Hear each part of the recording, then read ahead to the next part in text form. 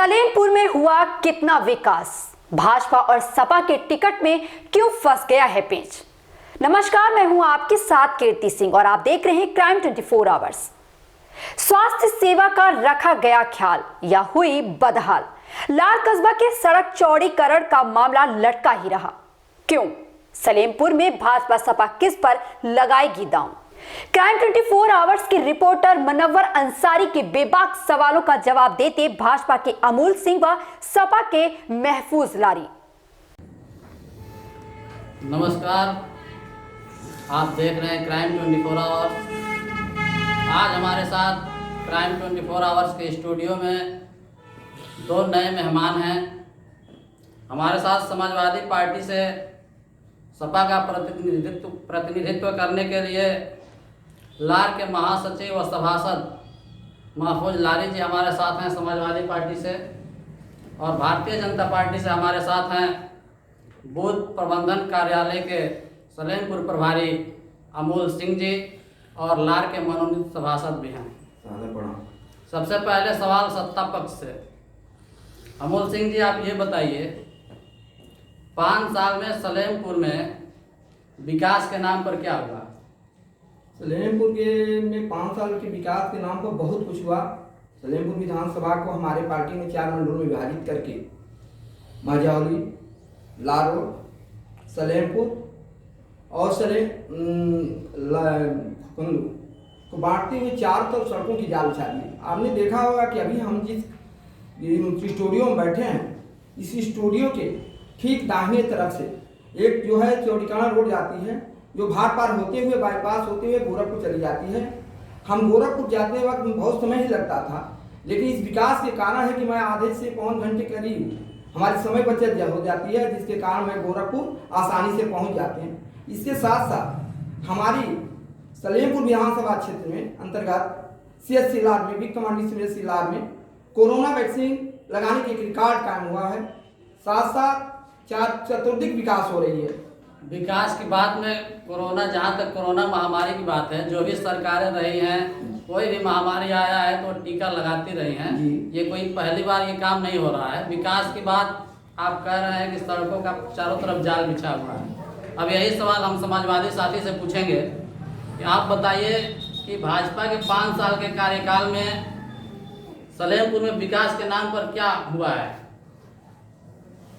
माननीय रिपोर्टर महोदय, मैं आपसे बस यही कहना चाहूँगा कि विकास के नाम पे भारतीय जनता पार्टी ने केवल खोखले वादे किए, लोगों को झूठी तसल्ली दी।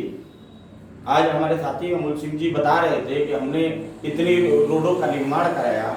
आपकी स्टूडियो के बगल की बात कर रहे थे, मैं आपकी स्टूडियो के बगल की बात कर रहा हूँ कि आपके जस्ट बगल से यहाँ गौरी मोड़ है, गौरी एक सड़क जाती है, उसकी स्थिति आप देख लीजिए। आप 1 वर्ष पूर्व नवलपुर और लार रोड का निर्माण हुआ, उसकी स्थिति आप देख लीजिए। आप पिंडी और लार का रोड की स्थिति आप देख लीजिए। पिंडी भागलपुर रोड की स्थिति आप देख लीजिए। कुंडौली से भागलपुर तक का रोड का स्थिति आप देख लीजिए। हर सड़क जो है यहाँ हरखौली के अंदर आप रोड को जाकर के देख लीजिए, सारी सड़कें टूटी पड़ी है। भारतीय जनता पार्टी ने वादा किया था मैं गड्ढा मुक्त सड़क दूंगा। मैं तो यह कहता हूं, उन्होंने गलत से कह दिया कि गड्ढा मुक्त में सड़क दूंगा। उन्होंने कहा कि मैं गड्ढा युक्त सड़क दूंगा, और इसी का परिणाम आज क्षेत्रवासियों और विधानसभा सलेमपुर के लोगों को झेलना पड़ रहा है। आपका जो कथन जो है गलत समय का हमारे पास अभाव है। सवाल दूसरा आपसे ये है कि स्वास्थ्य सेवा में क्या बेहतर हुआ है भारतीय जनता पार्टी की सरकार में? स्वास्थ्य सेवा में भारतीय जनता पार्टी के शासन काल में सलेमपुर से क्या पूरे उत्तर प्रदेश में 7 एम्स मेडिकल खुले हैं, 74 मेडिकल कॉलेज खुले हैं। सलेमपुर की जहाँ तक बात कर रहे हैं तो सलेमपुर के में हमारे गाँव में जो है CSC लार के ब्रांच खुला है। लार ब्रांच में जो है स्वास्थ्य मेडिकल स्टोर के संबंध में जो है स्वास्थ्य संबंधित जो है दवाई यहाँ NM हैं, HM हैं, डॉक्टर BB सिंह जैसे डॉक्टर हैं, यहाँ अतुल रहमान जैसे डॉक्टर जो हैं कि विकास दिन प्रतिदिन यहाँ के महिलाएं शिक्षा के क्षेत्र में स्वास्थ्य के क्षेत्र में कार्य कर रही हैं। जो दिन प्रतिदिन कार्य करते हो रहे हैं। स्वास्थ्य की सेवा में यानी स्वास्थ्य विभाग की स्थिति सुधरी है कि बिगड़ी है? आज यह कुछ छुपा नहीं है कि स्वास्थ्य के क्षेत्र में जो स्थितियां हमें कोरोना काल में देखने को मिली, लोग सड़कों पे अपनी जान गंवा रहे थे, एम्बुलेंस तक नहीं था। यह हमारी सरकार की देन थी, यह हमारी सरकार की देन थी कि 108 एम्बुलेंस चलाया और लोगों को इतनी सारी सुविधाएं दी स्वास्थ्य के मामले में। आज गोरखपुर एम्स की बात करते हैं, मैं यह कहता हूं कि हमारे उस एम्स की नींव हमारे मुख्यमंत्री, तत्कालीन मुख्यमंत्री आदरणीय अखिलेश यादव जी ने प्रधानमंत्री नरेंद्र मोदी जी के साथ मिल करके उसकी नींव रखी।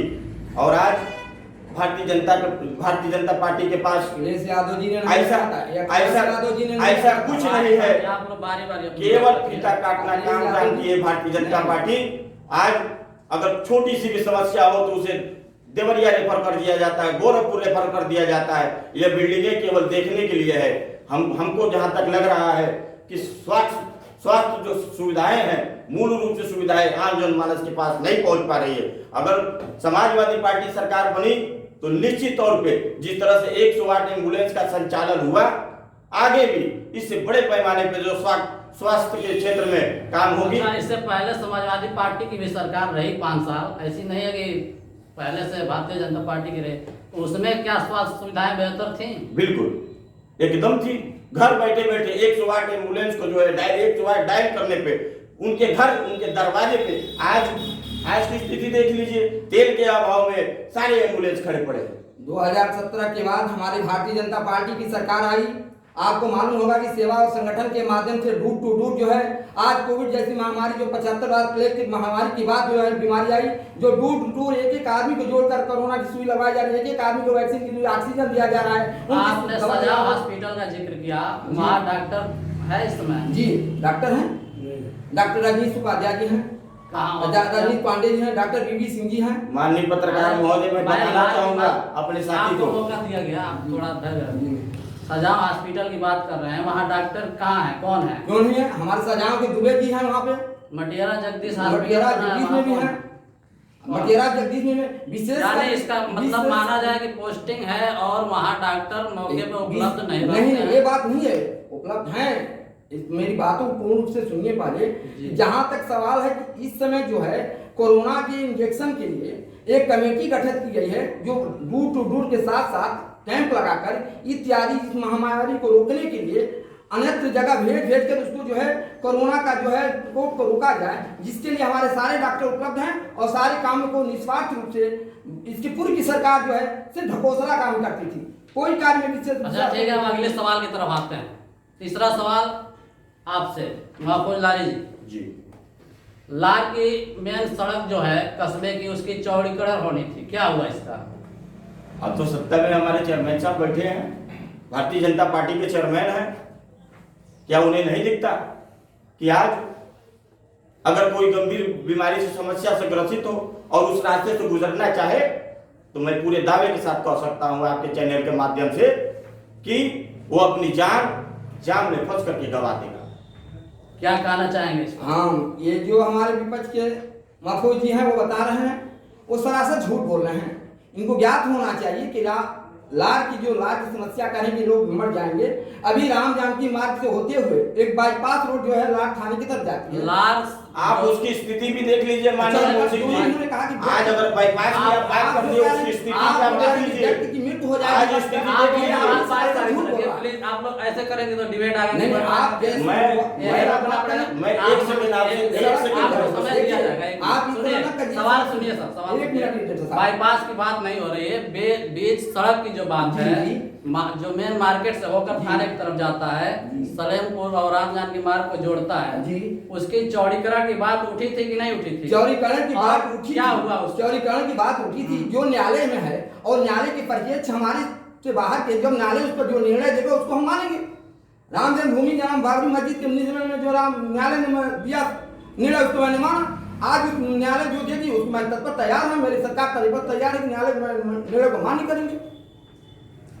आखिरी सवाल आप लोगों से, सलेमपुर विधानसभा क्षेत्र से आपकी पार्टी किस पर दांव खेलेगी? हमारी पार्टी सिर्फ कमल के निशान पर दांव खेलेगी और जो भी नहीं, कमल के निशान से आएगा। कमल का निशान तो आपकी पार्टी का सिंबल है, वो तो पूरा भारत जानता है। जी। हम ये जानना चाह रहे हैं कि यहाँ के किस प्रत्याशी पर वो आप दांव खेलना चाहेंगे? हमारा सभी प्रत्याशी, हम भी प्रत्याशी हूँ, मैं स्वयं प्रत्याशी हूँ, हमारे कमल का फूल निशान। यानी ये माना जाए कि भारतीय जनता पार्टी आपको भी टिकट दे सकती है? नहीं, ये बात यहाँ का सीट आरक्षित है। आरक्षित मैं कहता यह हर सीट जो है योगी और मोदी है, हर सीट योगी और मोदी है, हर सीट कमल निशान है, व्यक्ति विशेष कोई नहीं हमारी पार्टी में।